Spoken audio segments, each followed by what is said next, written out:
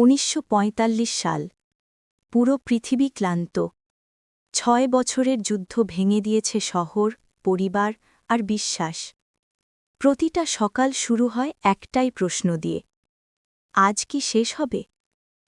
ইউরোপে ধীরে ধীরে থেমে যায় বন্দুকের শব্দ। জার্মানি আত্মসমর্পণ করে। রাস্তায় মানুষ হাসে, কাঁদে, অচেনা মানুষকে জড়িয়ে ধরে। কিন্তু আনন্দের মাঝেও ভয় থাকে, কারণ যুদ্ধ তখনও শেষ না। সমুদ্রের ওপারে যুদ্ধ চলতেই থাকে। প্যাসিফিক এখনও জ্বলছে।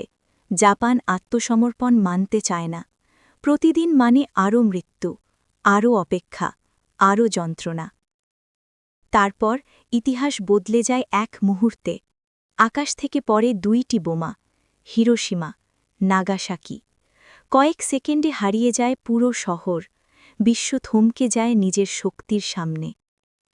১৯৪৫ সালের ১৫ আগস্ট অবশেষে জাপান আত্মসমর্পণ করে।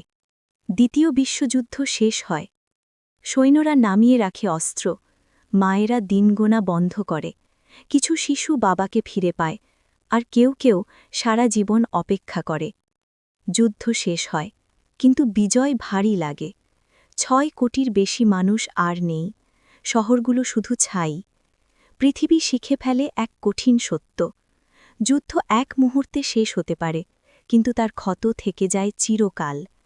আর সেই দিন থেকে ইতিহাস একটা কথাই ফিসফিস করে: যুদ্ধ শেষ করা সহজ, শান্তি বাঁচিয়ে রাখাই আসল যুদ্ধ।